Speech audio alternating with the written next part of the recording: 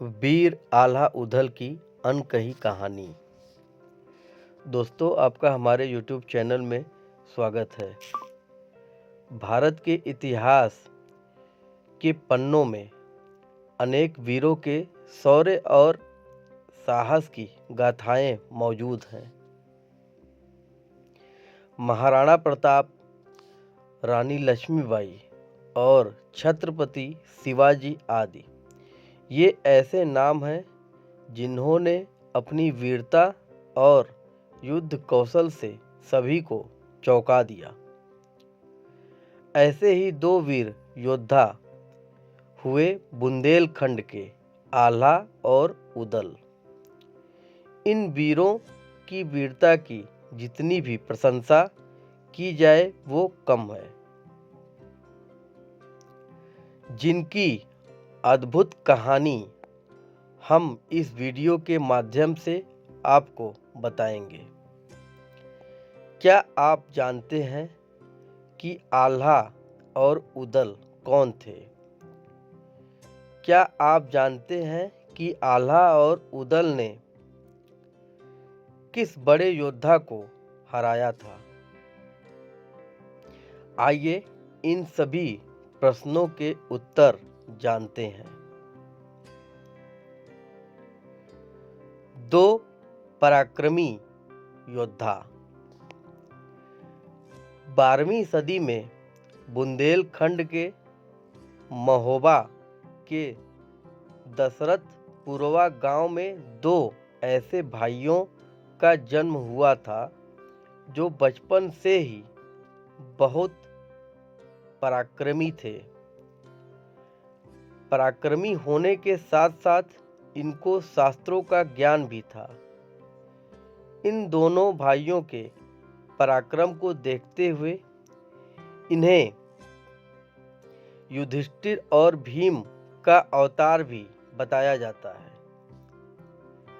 आल्हा उदल की गाथा उत्तर प्रदेश के एक बड़े हिस्से जैसे बुंदेलखंड, कन्नौज और कानपुर आदि तक में मशहूर है। बुंदेली इतिहास में तो आल्हा उदल का नाम बड़े ही सम्मान के साथ लिया जाता है। यहाँ तक कि बुंदेलखंड में आज भी इनकी वीरगाथा गाई जाती है।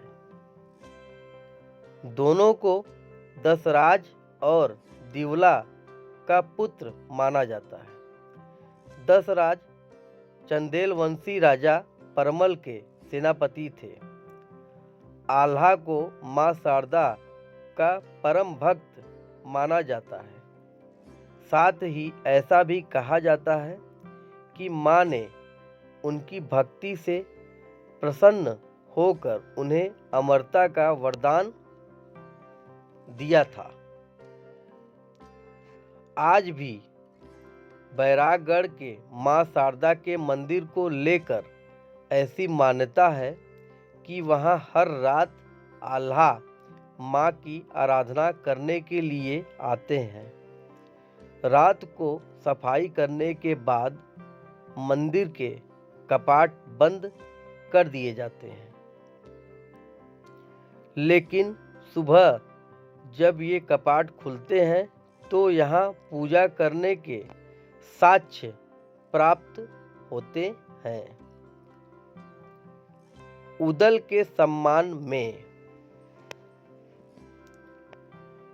इतना ही नहीं, स्थानीय लोगों के अनुसार 800 साल बीत जाने के बाद भी महोबा के उदल चौक से उदल के सम्मान में लोग यहाँ घोड़े पर सवार होकर नहीं जाते हैं। यहाँ पर शादियों के समय में दूल्हे को घोड़े पर बैठाकर नहीं निकाला जाता है। कवि याज्ञनिक की मशहूर कविता आल्हा खंड में इन दोनों के द्वारा लड़ी गई 52 लड़ाइयों का वर्णन है।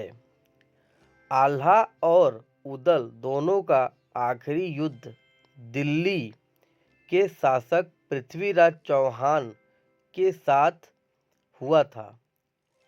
11वीं सदी में जब बुंदेलखंड को जीतने के इरादे से पृथ्वीराज चौहान ने चंदेल शासन पर हमला किया था, तब उस समय महोबा चंदेलों की राजधानी थी।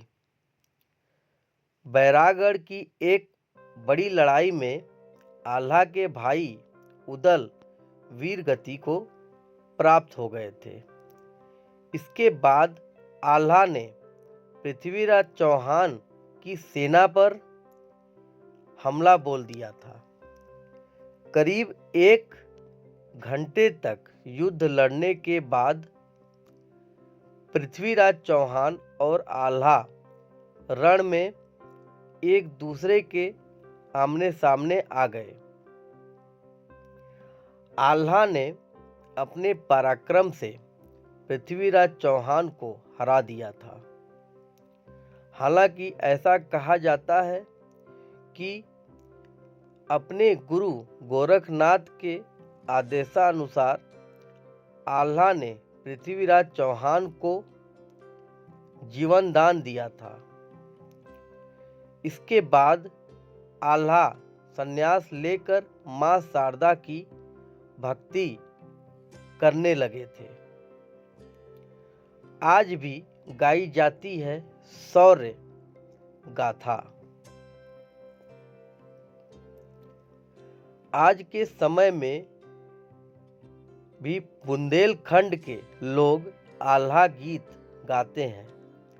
बुंदेली कवियों के द्वारा आल्हा के गीत भी बनाए गए हैं, जो सावन के महीनों में बुंदेलखंड के हर गांव में गाया जाता है। जैसे पानीदार, यहाँ का पानी आग, यहाँ के पानी में शौर्य गाथा के रूप से गाया जाता है आदि। आज भी वहाँ शाम को चौपालों पर लोग आल्हा के गीतों का आनंद उठाते हैं। महोबा में अधिकतर सामाजिक संस्कार आल्हा उदल की कहानी के बिना पूर्ण ही नहीं माने जाते हैं। यहाँ पर बच्चों के नाम भी आल्हा खंड से लेकर रखे जाते हैं।